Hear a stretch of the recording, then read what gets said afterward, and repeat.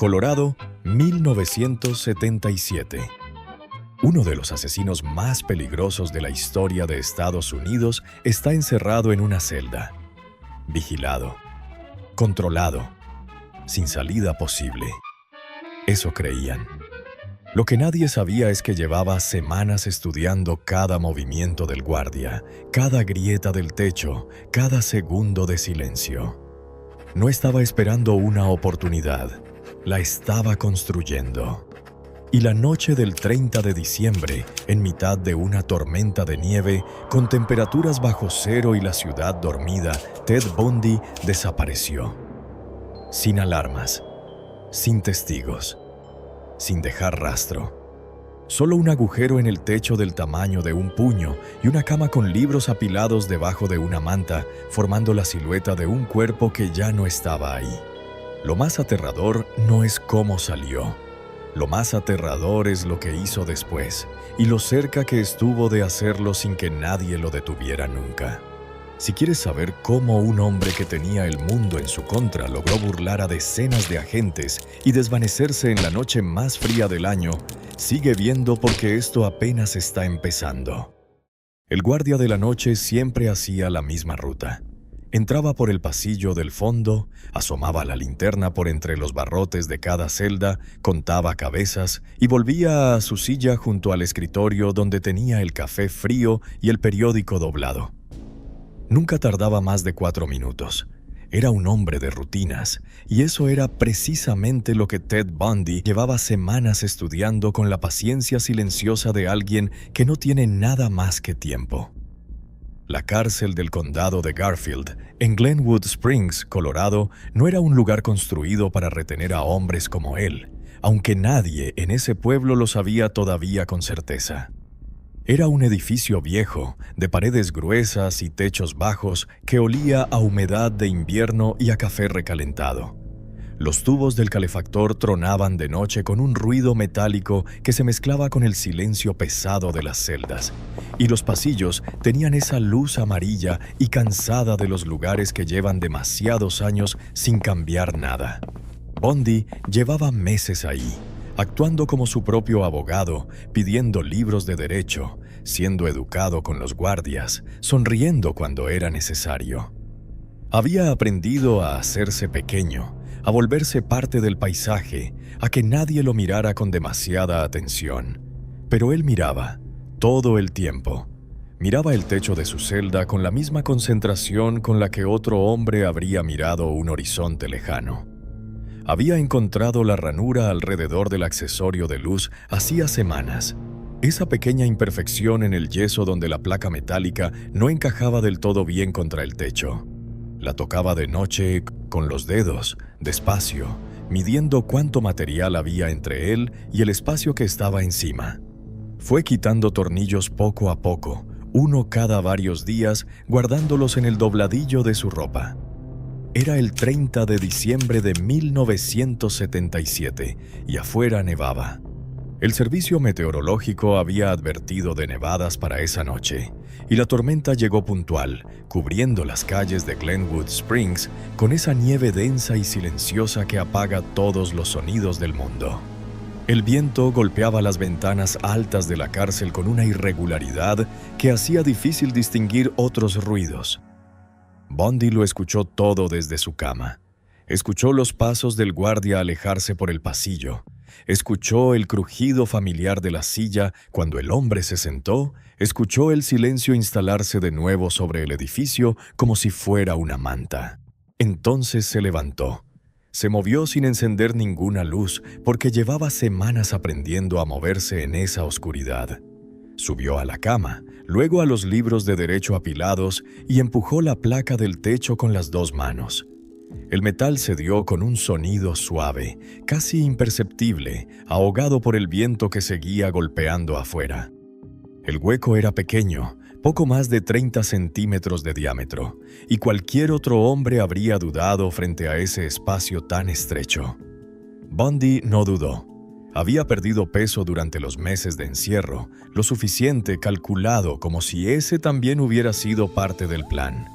Metió los brazos primero, luego los hombros y se retorció hacia arriba con una lentitud controlada, sosteniendo la respiración, sintiendo el polvo del techo caerle sobre la cara mientras su cuerpo ascendía hacia la oscuridad del espacio entre el techo y el tejado. Arriba, en el espacio de rastreo, hacía un frío diferente.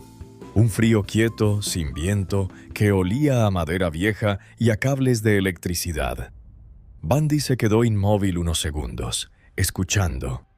No se oía nada salvo el traqueteo lejano del sistema de calefacción y el viento al otro lado del tejado. Empezó a arrastrarse.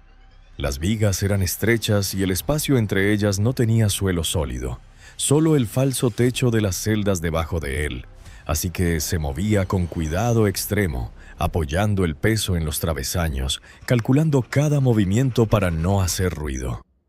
Tardó mucho. El frío le entumecía los dedos y la oscuridad era total, pero él siguió avanzando por encima del techo de su propia celda, por encima del pasillo, por encima de la sala donde el guardia leía su periódico sin saber que 30 centímetros sobre su cabeza alguien se estaba escapando. Llegó al apartamento del carcelero.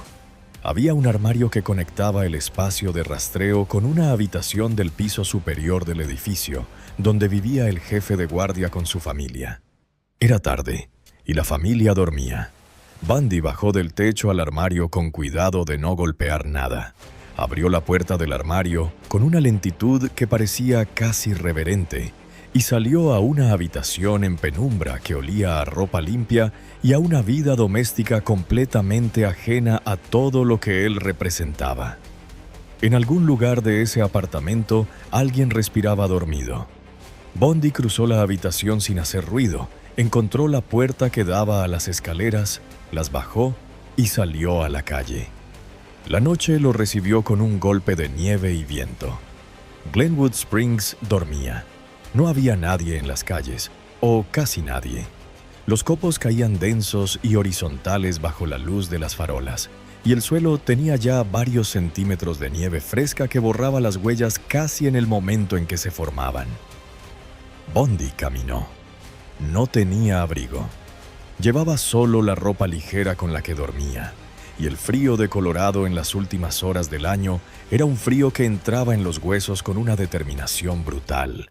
Pero él siguió caminando, doblando esquinas, alejándose de la cárcel, metiéndose en las sombras cada vez que veía algo que pudiera ser una patrulla. La ciudad no tardó mucho en quedarse atrás, y entonces empezó la carretera. Fue Andy Leiva quien lo vio primero. Trabajaba en una mina de carbón en las afueras, turno de noche, y conducía de vuelta a casa por la carretera principal cuando los faros de su camioneta iluminaron una figura en mitad de la nieve. Un hombre sin abrigo, con los brazos levantados, parado en la calzada como si no tuviera ningún miedo al frío ni a ser atropellado. Leiva frenó. Pensó que si no lo recogía, ese hombre moriría congelado antes de que amaneciera. Eso pensó. Solo eso. Le hizo sitio en el asiento del copiloto y el hombre subió, sacudiéndose la nieve de los hombros, agradeciéndole el favor con una calma que ahora, 40 años después, Leiva todavía no puede explicar del todo bien. Era tranquilo. Demasiado tranquilo para alguien que acababa de aparecer solo en mitad de una tormenta de nieve sin abrigo y sin explicación. Hablaron poco. Cuando llegaron a Rifle, el hombre bajó, y Leiva, que era un hombre de buen corazón, le dio su chaqueta. Se la había regalado su mujer esa misma Navidad. No supo quién era hasta unos días después, cuando la cara apareció en los periódicos. En la cárcel de Glenwood Springs, el guardia de la noche hizo su ronda habitual poco después y encontró la celda vacía. Sobre la cama, ordenados bajo la manta con una pulcritud casi burlona, había libros apilados formando el contorno de un cuerpo humano durmiendo. El agujero en el techo era tan pequeño que costaba creer que un hombre adulto hubiera podido pasar por él. Costaba creerlo, pero ahí estaba. El pánico se extendió por el edificio con esa velocidad específica del horror burocrático, cuando los protocolos se activan demasiado tarde y todos saben ya, antes de que nadie lo diga en voz alta, que lo que tenían que haber evitado ya ha ocurrido. Era la segunda vez. La primera había sido en junio del mismo año, cuando Bundy, que actuaba como su propio abogado y tenía acceso a la biblioteca jurídica del juzgado de Pitkin County en Aspen, aprovechó un receso en el juicio para acercarse a la ventana del segundo piso. Nadie lo vio saltar, nadie lo vio caer. Solo encontraron los papeles legales que se le cayeron durante el salto, esparcidos en la acera debajo de la ventana, como si la ley misma se hubiera desmoronado con él. Estuvo 6 días libre en las montañas.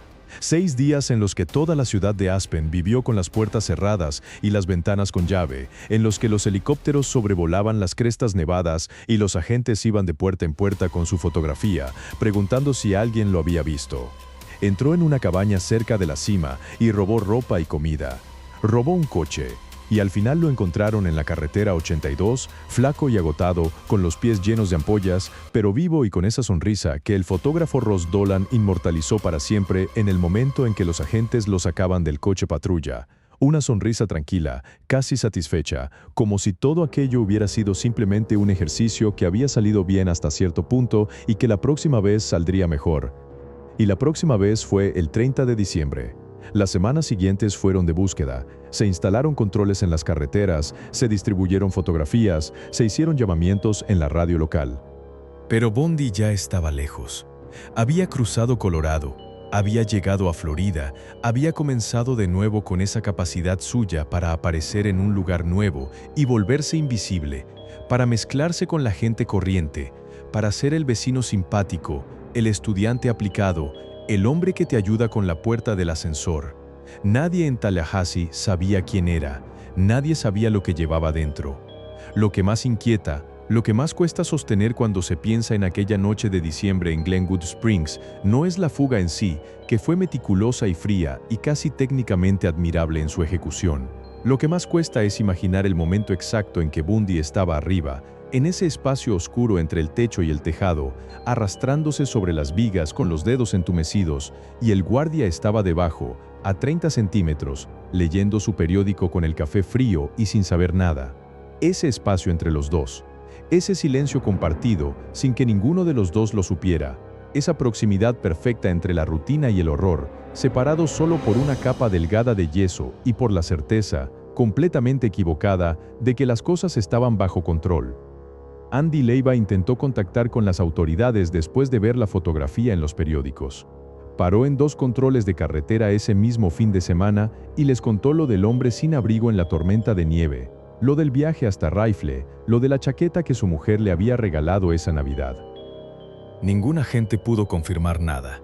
No había pruebas, solo su memoria de un hombre tranquilo en el asiento del copiloto, con la nieve derritiéndose en el pelo, mirando al frente mientras las luces de Glenwood Springs se perdían por el espejo retrovisor.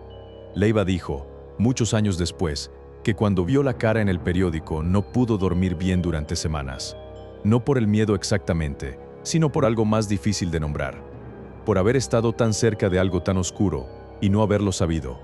Por haber sido generoso con ese frío y haber recibido, sin saberlo, un agradecimiento de alguien que no merecía ningún tipo de humanidad, y que sin embargo la aceptó con perfecta naturalidad, como si la bondad de los demás fuera simplemente otro recurso más que aprender a utilizar.